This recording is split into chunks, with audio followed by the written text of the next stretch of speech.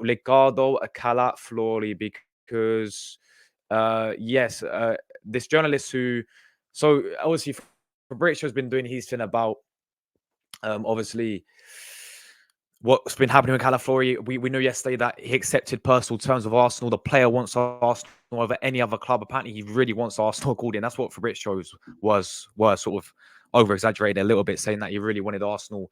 So yeah, he's already accepted the personal terms. That will be no issue. Arsenal have already agreed the contract. That will be no issue. All that's left to do now is to agree the fee with Bologna. And coming today by a journalist, I think this Italian journalist who has, sports journalist. He's Italian, 320K followers on Twitter. He actually broke the story before Fabrizio broke it. So he actually said he was interested in Calafiori before Fabrizio actually broke it. So I think he does know his stuff there. But he's came out and said exclusive Riccardo Calafiori to Arsenal for Bologna for 50 million euros. It's contract until 2029. Obviously, a few bonuses a year, etc. So the centre back will sign for Arsenal after July 19th. That is the date apparently that he will officially announce him is on July 19th, because apparently he's on holiday. He's currently in the Maldives enjoying his holiday. Obviously, he just finished the Euro, so he's enjoying his holiday there. So he will sign with Arsenal apparently on the 19th, coming today by this journalist here called Nico Scholler. He's, as I said, he already broke the story before. So yeah, apparently, we've agreed the fee. Obviously, 50 million euros is like it's 42 pounds we're talking about for Riccardo Calafiori.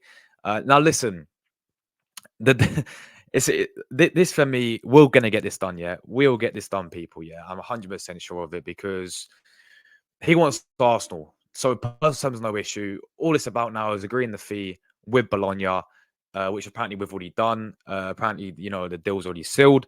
And yeah, this player will be an Arsenal player. I know there's interest in Chelsea, but Chelsea obviously pulled out the race, to be honest, because they just signed a new left back. They just signed this Varega guy or something. So they've sort of pulled out the race for him. There's a few other rumors around, like, Tottenham were looking at this guy, Newcastle were looking at this guy, but they're just interested. There's no actual genuine interest. Like, we're the only club actually going in for talks with. We're the only club who actually gonna, actually placing in the bids, agreeing the fee. We're actually properly in talks with Bologna for Calafiori. So the player wants Arsenal. We've apparently agreed the fee with Bologna. We've agreed the contract, and all that's left now is to obviously get all the medical done and announce it. So it's very, very close, guys. I just want to, here we go. That's what I want from Fabrizio now. Is that here we go, Riccardo Calafiori to Arsenal. But yeah, as I said before, I'm absolutely buzzing about this deal. I spoke about this guy enough. I've watched him enough as well, because if you guys don't know already, I'm half Italian, so I do watch the Italian league. I do obviously support the national team of Italia as well, and we've seen this guy play. Most of you have seen this guy play in the Euros, and he looked fantastic there. But when I watched him against Bologna, when I watched him for Bologna last season, I remember the game against Napoli. Yeah, they beat Napoli 2-0. This guy, people talking about Victor Osimhen, yeah? watch this guy against Victor Osimhen. Go back to last season, yeah? It was Bologna-Napoli. Bologna won the game 2-0. Calafiori had Osimhen in his pocket, yeah? Calafiori bossed it against Osimhen. Calafiori bullied Osimhen. Osimhen had no chance. So, yeah, he's already proved it. I mean, as I said about this guy's versatility, we know the guy can play left back. We know the guy can play very well at left back as well. The guy loves to go forward. He actually got about 6 assists last season as a defender. Majority of the time he's playing centre back, by the way, but he still goes forward, and he scored a few goals himself. Look at the game against Juventus. So he scored a few goals against Juventus last season. So the guy gets forward. The guy is fantastic when it comes to ball playing ability as well. I think I sort of say he reminds me of a bit, because I'm talking like Italian type of players. Yeah, he reminds me a bit of Alessandro Bastoni, where the way how Bastoni can play in terms of his ball playing ability, in terms of playing out from the back, and when he's comfortable on the ball, he reminds me of that type of player really. And he's going to really suit our system. He's going to really suit the way how Mikel Arteta wants to play, and the way how we're looking at a defender when we need a defender, yes, 100%. I think this guy fits all the criteria. I think this guy, ticks all the boxes really that we need as a defender, because we were looking at defenders like Kaliloglu from Fenerbahce. I think we was talk about players like Mark Gay from Palace, but I think this guy just fits everything. This guy, I mean, people will say, "Oh, but he's not prem proven." Yeah, I hear that. I hear that. I do understand that, and it's always a risk when you sign players, and plus, I mean, you don't really see many Italian players. I said this before. You don't really see many Italian players actually, come to the Premier League. You don't really see that, because also, if you look into our squad right now, Udochi, the Tottenham player, Jorginho plays for us, obviously, are the only two Italians who actually play in the Premier League in the current Azzurri squad, in the current Italy squad. It's only Jorginho and Udochi. It's not many Italians actually come to the Premier League, guys. So, and then I had the thought about Juventus, if they was going to come in for him, because if Juventus wanted him, look, it's very unlikely, but say if they wanted to hijack a deal, which we've seen it happen before.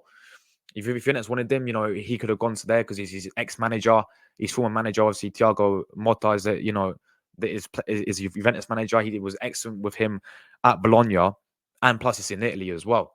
But no, it's looking like he's chosen Arsenal. Personal terms, no issue. He wants to come to Arsenal. He likes the Arsenal project over Chelsea, of course. Arsenal bigger club than Chelsea. I know Hannah's in the chat, but it's just facts. Big up Hannah in the chat.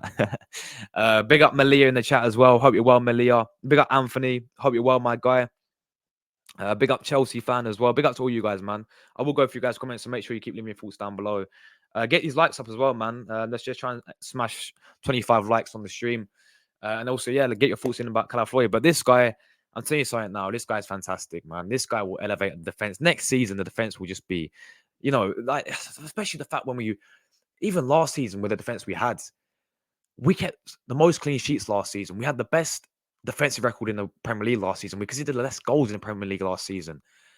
Yeah, we didn't win the league, but the defense was so good last season, especially like going to these places away from home and keeping the clean sheets, which we know Arsenal struggled to do over the recent years. It's like, yeah, if that was our defense last season, keeping the most clean sheets, adding someone like Calafiori in, people. Bear in mind, we got Timber coming back as well. It's crazy. But anyway, Calafiori coming in, right? What does it mean for players like Zinchenko? What does it mean for players like Kieran Tierney? What does it mean for players like Kiwior, maybe? Because I feel with Calafiori coming in, okay, so there's so many situations that we could do. I don't want to answer, and I don't think he will do that. I think it'd be very silly for him to throw Calafiori straight in there, drop Gabriel next to Saliba. You wouldn't do that, answer. Yeah, Gabriel and Saliba were two of the best centre backs as a pairing last season, in not just Premier League but in Europe in general, man. Yeah, those two as centre backs were the two best in the two best centre backs in Europe. So why would you break up a partnership like that? You just wouldn't. Obviously, left backs that is a area that we need. This guy can play left back, 100%. This guy can do a very good job at left back, because not only defensive ability, he's very good defensively, but going forward as well. We've seen the way how this guy go forward. I think this guy could be very, very good going left back. So we may see a back four: Calafiori left back, Gabriel Saliba, right back Ben White. But then you also got Jurriën Timber coming back as well. Timber, who we signed. Tomiyasu's there. Let's not forget about that. I know he's a bit injury prone, but players like Zinchenko, players like Kiwior, players like Tierney, I think the future's over. And I hate to say it, look, that's my Tierney shirt. I love Kieran Tierney, but with this player coming in, we're gonna have to get money for Kieran Tierney now. We're gonna have to get money for Zinchenko. Zinchenko cannot be our left back. I don't care about depth. He should not be our left back. Yeah, he should play in midfield where he plays for his country. Yeah, we need to get money for Zinchenko. Kiwior, there's many Italian clubs looking at him. I actually don't mind Kiwior. I think Kiwior would be good for squad depth. But again, where is he actually going to play Kiwior? Where would he actually fit into this team now? We've got Timber coming back, as I keep mentioning, guys. I will ask the chat this year, and please get your thoughts in down below, people. Make sure you hit like buttons up as well. We are a few away from 25 likes. I will ask the chat this right now. Could we see Arteta change formation? Because I was thinking this today. Could we see Arteta go with a back three? I don't really see it happening. I think he would sit with the back four. But we've seen Arteta do these crazy things before, yeah? We're seeing Arteta play party right back, just fitting Kai Havertz. We're seeing Arteta, drop Gabriel and I said play party right back and just to fitting someone like Kai Havertz, yeah. So we have seen it before, but could Calafiori coming in because he can play in a back three. He's played with the national team. I've seen him in a back three with us. He can play a back three. He can play a back four. He can play anywhere, any formation which will suit him. But because of the fact that Timber's coming back as well, who we spent quite a lot of money on, and I know he's been out ACL injury and we shouldn't rush him back. I do agree. But because Timber coming back in as well, it wouldn't surprise me if we went with Gabriel Saliba, Calafiori as a back three. And, because you've got to fit in Ben White as well. Ben White was one of the best right backs last season. So it's kind of like, what does this give us is the depth in defense will be fantastic. Yeah. Our defense squad depth will be absolutely fantastic, man. It will be fantastic. But let me know you guys' thoughts. Obviously, I'm buzzing. I'm going to get all 3 shirts with Calafiori on the back, My fellow Italian, another Italian's going to the Premier League, another Italian's going to us. We're going to have Jorginho and Calafiori now in Italians in this squad. But I'll tell you something now, this guy is absolutely quality people. Trust me, he elevates our midfield for me. Elevates our defense. Sorry for me. Why I said midfield because that's my next topic. We've got the defender. Let's get midfielder. Let's get striker. Let's get the right winner for Saka, and we'll properly cook. But let me know you guys.